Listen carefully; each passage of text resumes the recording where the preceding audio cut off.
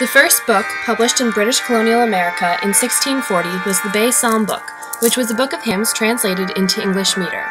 This stress on religious music demonstrated the dominance of religion in the colonies.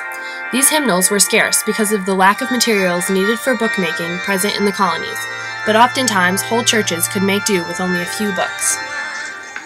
By 1700 in the southern colonies, slaves were including songs in their worship services that were based on the Old Testament. This began Negro spirituals. Songs such as Amazing Grace, Go Down Moses, and Swing Low Sweet Chariot were orally passed down through the slave generations. Around the time of the Revolutionary War in 1775, war songs such as Yankee Doodle Dandy, which were written by the British as a mockery of the colonists, were adopted by the Yanks as their own. During battles in the war, fife and drum was the basic means of communication between the troops and their commanders. Different drum beats would signal when to wake up, load your guns, or go get firewood.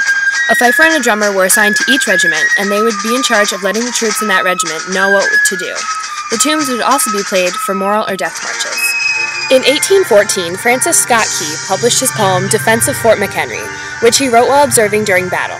A year later, he put the poem to the tune of a popular British song, and it became the Star-Spangled Banner, which in 1916 would become the national anthem of the new nation. From the beginning of westward expansion during the Gold Rush to the 1860s, folklore music was prevalent. By the time the first transcontinental railroad was built, songs like I've Been Working on the Railroad, She'll Be Coming Round the Mountain, and Oh My Darling Clementine were popular among the railroad workers. Popular stories that started around this time, such as John Henry, were told during the abundant times of solitude on the Western Front. In the 1860s, during the Civil War, the music was concerned mostly with political and military events. Songs such as When Johnny Comes Marching Home Again, Battle Hymn of the Republic, and Dixie were popular. The Americans in both the Confederacy and the Union used music to boost morale and lighten the loads of war. In the 1870s, revival and camp meeting songs changed direction and became what is now known as gospel. It served the needs of the masses and was commonly found in the great cities, where Americans were flocking due to the start of urbanization. This kind of music appealed to those who were not attuned to sophisticated church music. This music became popular because of the openness of the churches and the large revival movement. Beginning in the 1890s, ragtime started to take center stage in the music world. The syncopated rhythm of John Philip Sousa's popular march created a ragged rhythm that earned the name ragtime. It began as dance music in the red light districts of major U.S. cities at the time when the famous ragtime composer Scott Joplin released his popular album Maple Leaf Rag. By 1917, ragtime had given way to the blues. The blues had evolved from a cappella vocal music and the oral traditions of slaves. Beginning in 1912, musicians such as Perry Bradford and W.C. Handy began incorporating blue notes into their music. These notes, or chord progressions, were characterized with the color blue because of the melancholy sound they gave to music in a major key. The blues formed the foundation for music genres such as jazz and rock and roll. Jazz was based on Mississippi riverboat music and Creole piano music. It borrowed ragtime's signature syncopation and was soon a hit in the New Orleans brothels and honky-tonk bars. The 1920s became known as the Jazz Age, as well as the Roaring Twenties, due to jazz promoting less modest values than what had been the norm in American entertainment. During the rise of both ragtime and jazz, country and western music were making their way into American lives.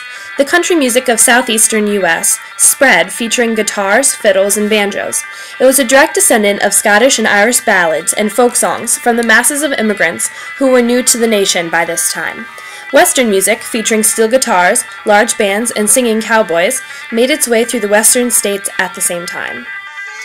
Later, in 1932, Duke Ellington performed for radio in a nightclub in Harlem with his hit single, It Don't Mean a Thing If It Ain't Got That Swing. His songs won him a national following and put him at the forefront of American music. Swing music, a form of jazz, possessed a groove that started a new genre of dancing. Swing remained in control of the American music and dance scene until the mid-1940s. By then, the major strands of American music combined to form rock and roll on the newly invented vinyl record and turntable. Based in the blues, rock and roll was also influenced by jazz, swing, and folk music. Buddy Holly, the pioneer of rock and roll, and Elvis Presley created an empire in music.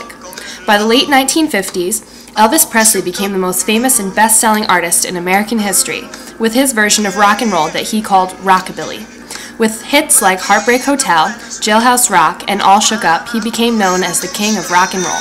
In 1959, Motown Record Company was founded to mass-market African-American music.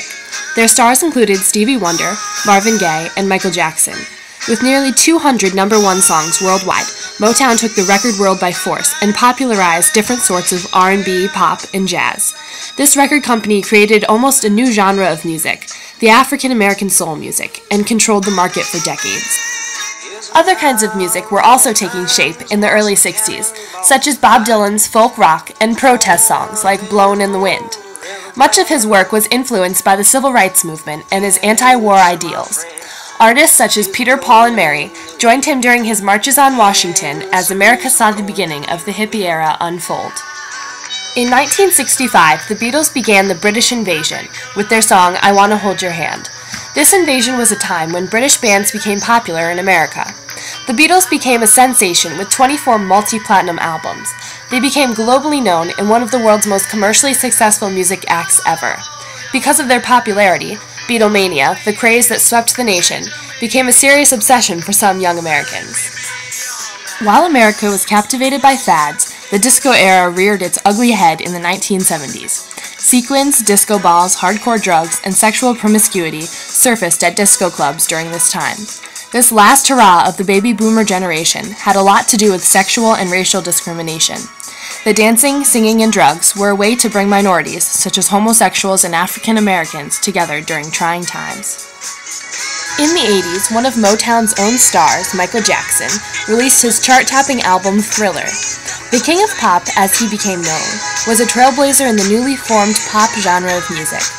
When Madonna released Like a Virgin a year after Jackson's Thriller, pop music had officially taken over the music headlines of the United States. Since then, the recent music has been in the present instead of the past. Hip-hop, rap, folk, and indie music have all drawn their own crowds, but the history of the music in our country has been the true sculptor and influencer.